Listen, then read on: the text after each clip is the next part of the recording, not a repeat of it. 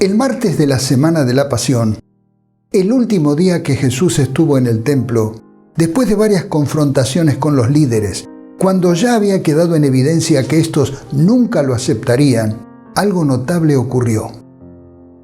Entre los que habían subido a adorar en la fiesta, había algunos griegos. Estos se acercaron a Felipe, que era de Betsaida de Galilea, y le pidieron: «Señor, queremos ver a Jesús». Felipe fue a decírselo a Andrés, y ambos fueron a decírselo a Jesús. El rostro de Jesús se iluminó. En la petición de los griegos vio una garantía de los resultados de su gran sacrificio. Como al principio, cuando los magos habían venido del oriente, estos hombres vinieron del occidente para hallar al Salvador al final de su misión. Estos griegos representaban a las naciones, tribus y pueblos del mundo que iba a ser atraída por la cruz del Salvador. En estos extranjeros, él vio la garantía de una gran siega para cuando el muro de separación entre judíos y gentiles fuese derribado. Por eso respondió: «Ha llegado la hora de que el Hijo del Hombre sea glorificado». Pero la forma como se realizaría esta glorificación era una carga muy difícil de llevar. La reunión de los gentiles ocurriría recién después de su cercana muerte. Únicamente por su sacrificio podría salvarse el mundo. Así que, a fin de que los discípulos pudiesen comprenderlo, Cristo presentó lo que le esperaba y lo ilustró con las cosas de la naturaleza. Ciertamente les aseguro que si el grano de trigo no cae en tierra y muere, se queda solo. Pero si muere, produce mucho fruto. El que se apega a su vida la pierde. En cambio, el que aborrece su vida en este mundo, la conserva para la vida eterna. Cuando el grano de trigo cae en el suelo y muere, brota y lleva fruto.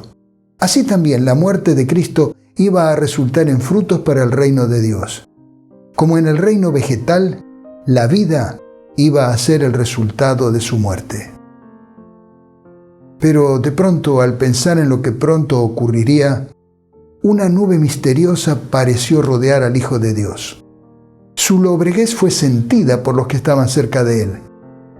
Por fin rompió el silencio con su voz entristecida: «Ahora todo mi ser está angustiado. ¿Y acaso voy a decir: Padre, sálvame de esta hora difícil? Si precisamente para afrontarla he venido». Cristo estaba bebiendo anticipadamente la copa de amargura. Su humanidad rehuía la hora del desamparo, cuando, según todas las apariencias, sería abandonado por Dios mismo. Cuando todos le verían azotado, herido de Dios y abatido, sería tratado como el peor de los criminales y sufriría una muerte ignominiosa.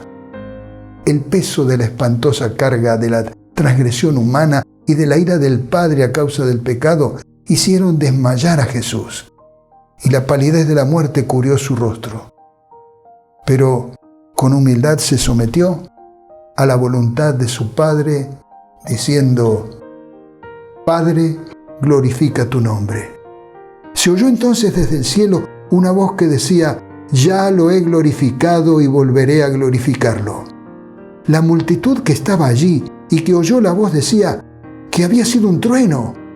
Otros decían que un ángel le había hablado. «Esa voz no vino por mí, sino por ustedes», dijo Jesús. «El juicio de este mundo ha llegado ya, y el príncipe de este mundo va a ser expulsado. Pero yo, cuando sea levantado de la tierra, atraeré a todos a mí mismo». Con esto, daba Jesús a entender de qué manera iba a morir. Sí, ante los judíos y los griegos, como un símbolo de toda la humanidad, él reveló que moriría, pero también profetizó que muchos mirarían a esa cruz para salvarse. Nos contamos entre ellos, los que hoy caminamos en los pasos de Jesús.